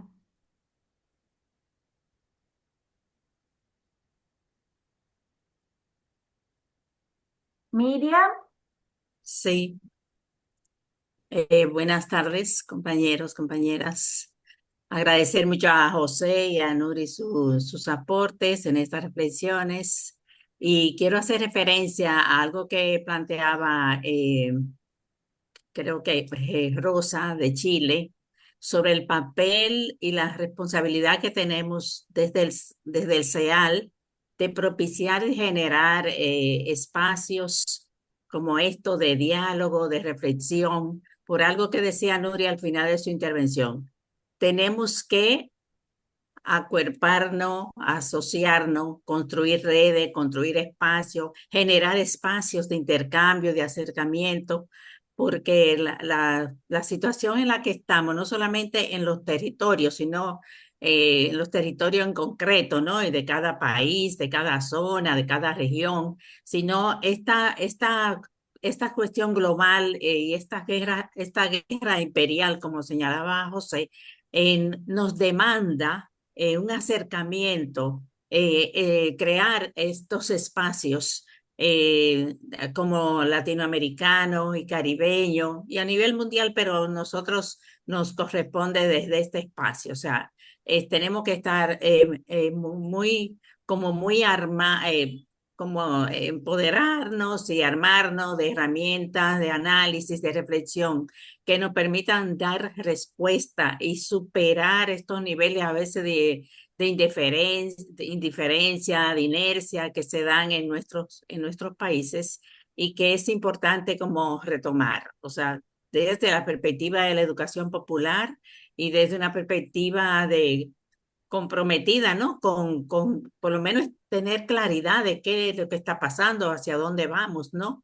Hablamos de crisis civilizatoria. Esta crisis civilizatoria se expresa a muchos niveles. El atropello, no solamente en términos militar y en términos políticos, en términos pedagógicos, educativos, ya vemos como en términos cultural también estas imposiciones, esta sumisión, esta subordinación a políticas culturales y actitudes. O sea, a mí me llamó mucho la atención lo del cómo se refirió Trump al tema del español. O sea, yo creo que en otra ocasión, en otras oportunidades, como para manifestarnos de manera eh, contundente, ¿no? O sea, frente a este atropello desde el punto de vista cultural, me pareció como muy atrevido de su parte, como lo hace a otros niveles, pero que creo que es importante que nosotros estemos como muy alerta y estas posibilidades de reunirnos y de encontrarnos de manera sistemática, rigurosa, creo que son fundamentales. Somos muchos, pero nos vamos encontrando poco a poco, ¿no? Y como SEAL creo que tenemos esa responsabilidad. Gracias, Miriam. ¿Alguien más que quiera hacer una pregunta, una reflexión? Rosy Zúñiga ahora. Como dijeron antes, hay muchas rosas. Las rosas de América Latina. Bueno, soy Rosy desde México. Bueno, sin duda, esto que nos comparten, pues tiene que ver con el tema mismo del diálogo, ¿no? De este diálogo de como la nueva geopolítica, el ascenso de los fascismos, los totalitarismos, los imperialismos. Y creo que un gran desafío para los sujetos sociales, los actores políticos, académicos, todos en general, es pues cómo hacerle frente, ¿no? Cómo hacerle frente a esta embestida ultraderechista, imperialista, que parece ser que no la paramos, ¿no? O sea, los bombardeos en Gaza, el asedio a Cuba, el asedio a Venezuela, eh, pues el asesinato de las niñas en Irán, o sea, es una tras otra. O sea, hemos empezado este año demasiado loco, ¿no? O sea, el secuestro de Maduro, el asedio y la amenaza contra el mundo. O sea, parece que, o sea, ¿quién detiene a Trump? Es como, ¿quién detiene a estos imperialismos? Y qué nuevas rutas tenemos que seguir en América Latina? Bueno, es una gran pregunta que no sé si hay por ahí algunas sugerencias, ideas, demás. Eso. Mientras alguien prende la manito, digo yo, o se atreve a compartir otras reflexiones, yo les quería pedir un poquito, un favor a ambos, que me parece que pusieron cosas, pero claro, en el poco tiempo que tenían, que quedaron tituladas y me parece sumamente importante como posibilidades o inéditos viales de trabajo desde la educación popular. A Nuri, que al último mencionó cómo en la vida cotidiana de las mujeres se está vivenciando como impacto, se vivencia como impacto del extractivismo, la crisis de los cuidados. Digo, agradecerte que lo traigas porque, ay, se me va, no sé por qué, ya después veo por qué se apaga la cámara, pero me escuchan bien, ¿no es cierto? Sí, Sí, sí. Bueno, Sí, entonces, Nuri, si en los 3 minutitos, 4 que tienes, que te brindamos, puedes extender un poquito, ampliar si desde la educación popular están pudiendo trabajar eso con las mujeres con las que ustedes trabajan de los territorios.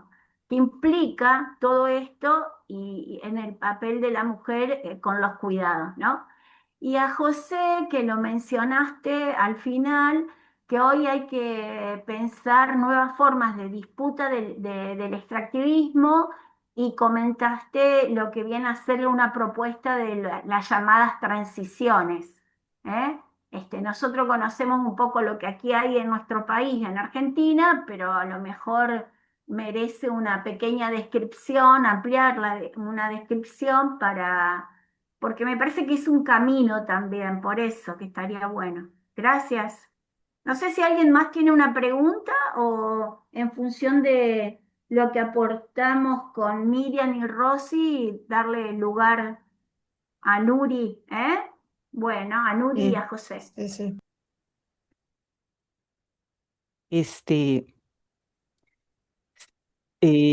Sandra, tu pregunta es muy importante porque tal vez varias compañeras que están acá podamos, como decía Miriam, ¿no? La importancia de articular. Últimamente lo que estoy encontrando en varios grupos a los que estoy, digamos, colaborando, ¿no? Con algunos talleres. En los dos últimos encuentros he estado en la parte amazónica del Perú, ¿no? He estado por Nauta, Iquitos, Pucallpa, y luego en la sierra, la parte sur y también en el norte. Veo que de las compañeras, sobre todo las que tienen un rol de liderazgo, han manifestado agotamiento, frustración, porque los resultados que esperan no son inmediatos, y cuando les pregunto que concreticen, que nos den ejemplos, refieren de que, por ejemplo, comienzan con grupos de activistas, ¿no? Digamos, gente que se compromete, pero luego son pocos los que continúan, o el mismo equipo que comienza a dar impulso a estos grupos de lucha, de incidencia, ¿no? Hay una serie de problemas internos que cargan a las personas, y que muchas veces parte de las tensiones es que no contemplan la triple, cuarta carga que tienen las compañeras lideresas,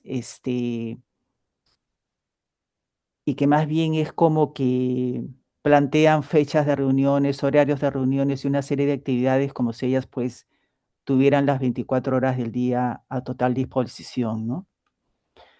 Entonces, viendo esto, nosotros planteamos hace un tiempito, porque veo que ahora se reitera mucho más, pero viendo esto se está reiterando, propusimos una metodología que le llamamos en ese entonces escucha sanadora, y lo trabajamos en 2 encuentros con mujeres de la Sierra Norte, donde era entender de que todo este dolor, estos miedos por las amenazas, por la situación de incertidumbre, ¿no? Porque claro, la lucha te da fuerza, te da ánimos cuando avanzas, eh, pero son procesos muy largos, ¿no?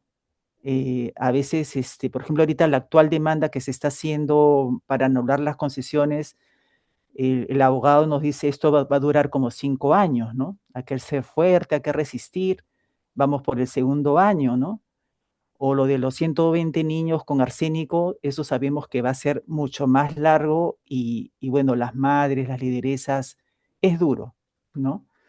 Entonces, cuando hicimos esta metodología de la escucha sanadora, que la aprendimos de otros que han trabajado escuchas sanadoras más en el campo religioso, fue de que las compañeras tuvieran un espacio donde ya no cumplieran ese rol de lideresas, ni ninguno de estos roles, sino que fuera un tiempo exclusivo para ellas, ¿no? Un tiempo de goce para ellas, y un tiempo donde pudieran hablar de sus frustraciones, de sus rabias, de sus miedos, de sus dolores, de las contradicciones que estaban viviendo, y que pudieran recibir escucha y además mucho afecto, mucha contención, ¿no?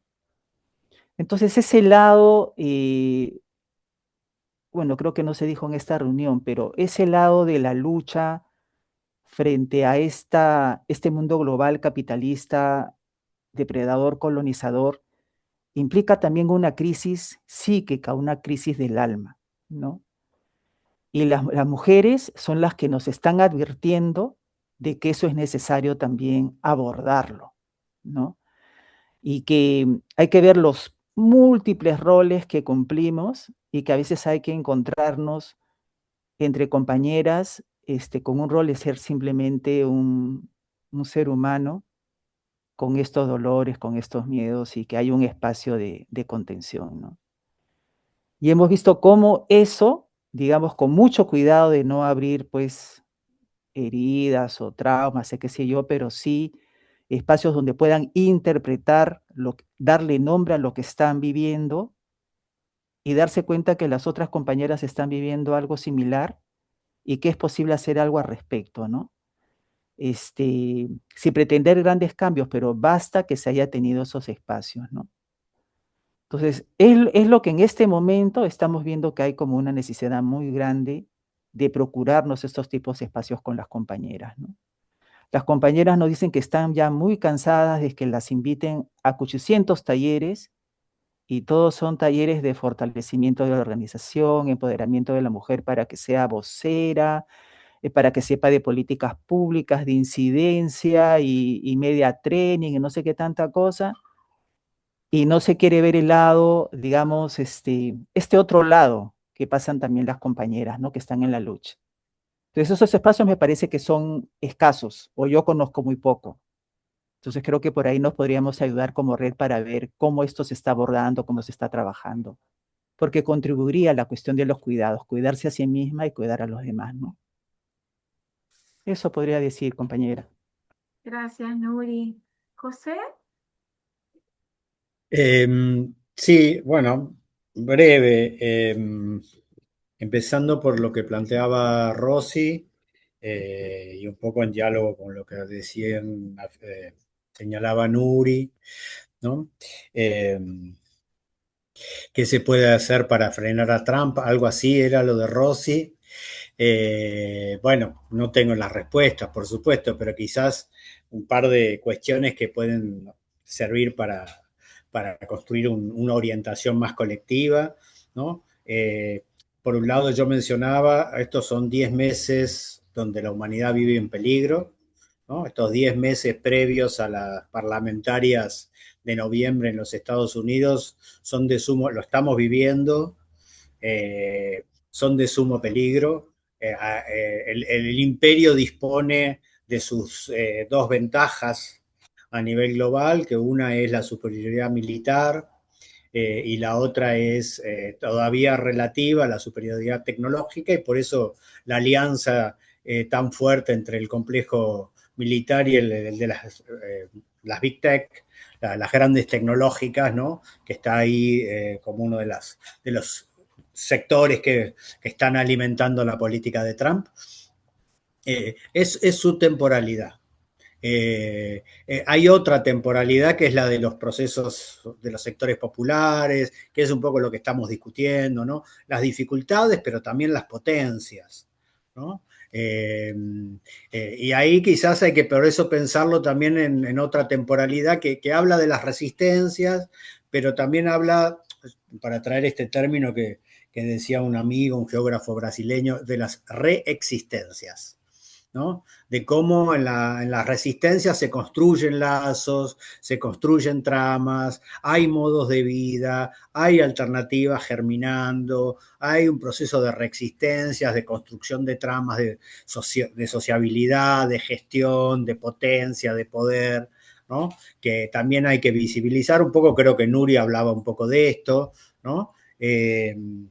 Y en esta otra temporalidad que no va a dar respuesta a estos 10 meses, la respuesta a estos 10 meses de quién va a poder frenar a Trump en estos 10 meses tiene más que ver con, me parece a mí, con la sociedad estadounidense y con la reacción de la sociedad estadounidense frente a esta barbarie, qué es lo que está sucediendo, ¿no? Y la incapacidad de generar con guerras un consenso o una construcción interna que le permita una intervención electoral relativamente victoriosa. Me parece que ahí está más las dificultades y en la resistencia iraní que prolonga de sangre y la posibilidad de que esto impacte económicamente a nivel. Yo vería esas dos dimensiones. En términos de las dinámicas populares en América Latina, es otra temporalidad que hay que pensarlo más en otro tiempo, digamos, pero que es muy importante en esta combinación de resistencias y reexistencias, ¿no? Y también no olvidar que América Latina tuvo ciclos de resistencias y de conflictividad y de horizontes de cambio muy significativos, ¿no? En el pasado, ¿no? Bueno, por lo menos yo lo trabajo así. En nuestra región vivió recientemente dos grandes ciclos de conflictividad de una enorme potencia, sobre todo el primero, ese que se inicia a mediados de la década de los 90, que va a abrir una serie de cambios políticos muy importantes en buena parte de la región, más allá después de la valoración que tengamos de los gobiernos y de sus políticas y del cierre o del final del ciclo, ¿no? Y nadie esperaba. Yo recuerdo en las discusiones que teníamos en los años 90, muchos sociólogos argentinos decían que nada se podía construir desde el movimiento de trabajadores desocupados, porque los desocupados no pueden construir colectivos, ¿no? Y bueno, en la Argentina la potencia política del desborde y del cuestionamiento a la gobernabilidad neoliberal vino de esos sujetos, principalmente en los años 2000. O sea que hay procesos también que son difíciles de prever, que se dan de manera súbita y que en la medida en que se construya esta reexistencia y esta resistencia en lo microlocal, en lo que hablaba Nur, en la educación popular, en estas tramas que a veces parecen que no dan abasto, bueno, eso germina también esos procesos más amplios de conflictividad. Y un comentario muy pequeño en las transiciones, esto que mencionaba María Rosa, ¿no? Bueno, hoy la palabra transición está en todas partes. Está en los organismos internacionales, en el Banco Mundial, en el Fondo Monetario, todo el mundo habla de transición. O sea, hay que tener cuidado incluso hasta con usar la palabra, digamos, ¿no? Se habla de transición energética, pero si no adopta un cambio más macrosocial es una transición que profundiza el extractivismo verde en el sur, ¿no?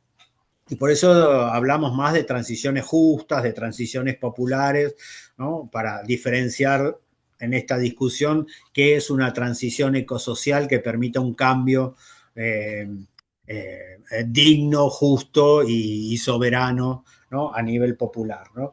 Y yo creo que en este contexto, muy cortito lo voy a hacer, ¿no? Porque no, ¿no? Pero la palabra transición tiene varias virtudes. Una es que permite pensar el cambio en proceso, ¿no? No se sale del extractivismo de la noche para la mañana. No se puede salir en ningún lugar, digamos, ¿no? Nuri planteaba la complejidad que tiene la discusión de la minería artesanal con las comunidades como estrategia de subsistencia. Es complejo, no se sale del extractivismo de la noche para la mañana. La idea de la transición es que permite discutir un plan de salida, un camino de salida. Antes se usaba estas palabras de programa mínimo, programa máximo, bueno, no sé, pero es un poco eso, ¿no? ¿Qué ahora para ir a dónde, ¿no? ¿Dónde vamos y cómo vamos construyendo un camino de salida? Esa es la idea, me parece que es una virtud de la palabra transición, para pensar el post-extractivismo, o las salidas de este extractivismo, cómo respondemos a este extractivismo, ¿no?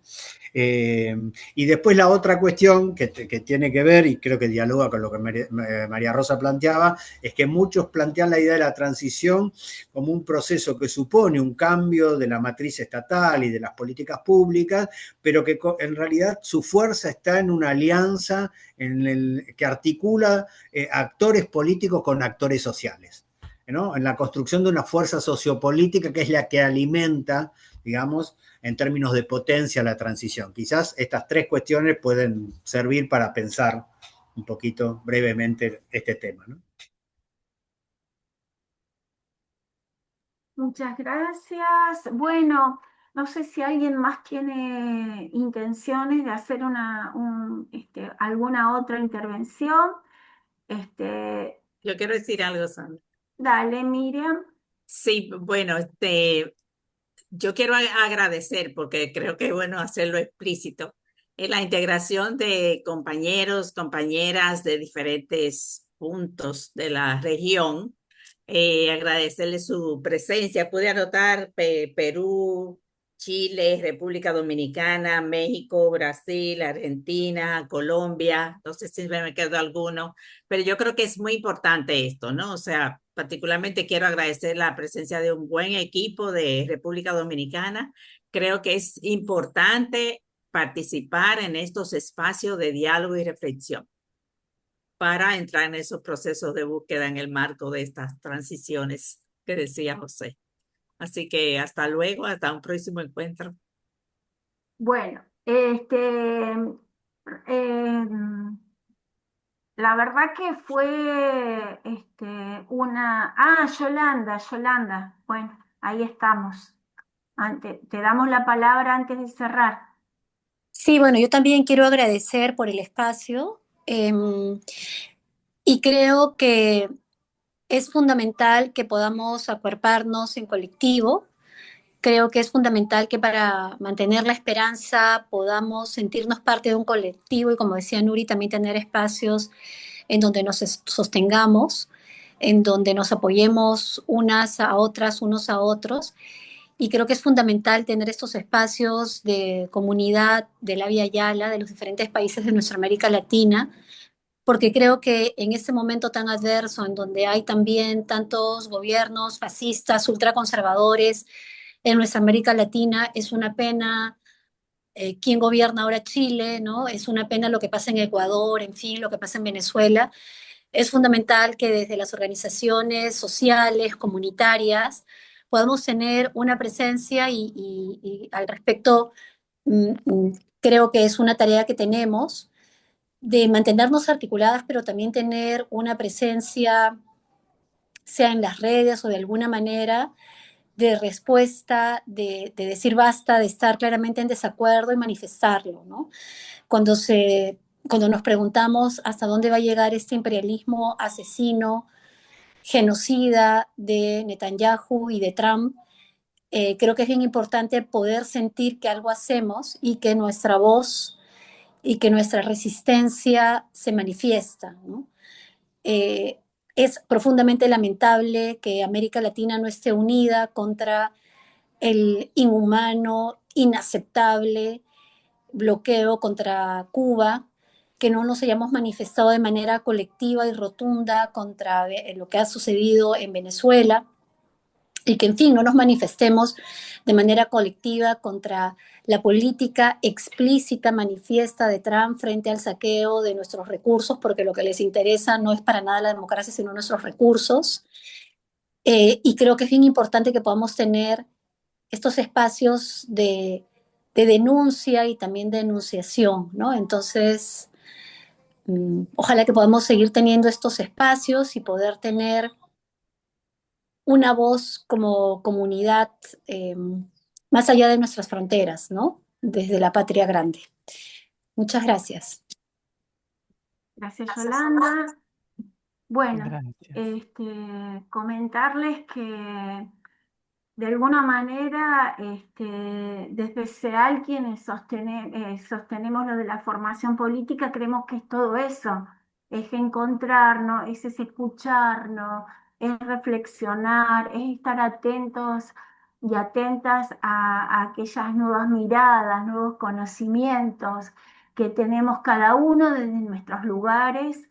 Y por supuesto que siempre abrazamos en primer lugar desde SEAL, porque somos un colectivo de América Latina y el Caribe, a nuestra América, pero también abiertos a cruzarnos y a encontrarnos con compañeros y compañeras de otros lugares.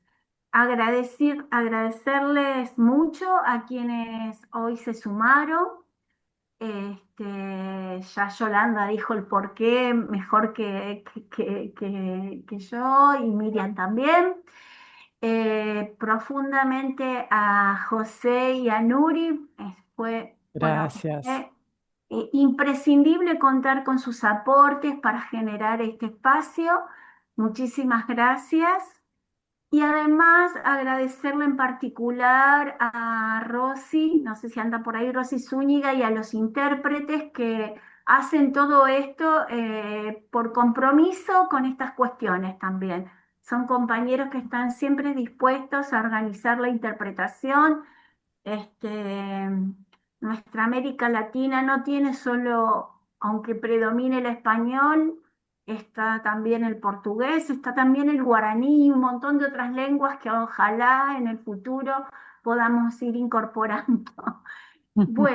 Bueno, muchísimas gracias. Muchas gracias. Ampliamente cumplidas nuestras expectativas. Estén atentos, atentas, porque vamos a seguir generando estos espacios, porque como lo dijo Yolanda, son sumamente necesarios. Rosy, vos que siempre querés hacer una fotito, ¿querés que pidamos que abran las Sí, cámaras Sí. y hacemos una foto antes de decir chau por hoy?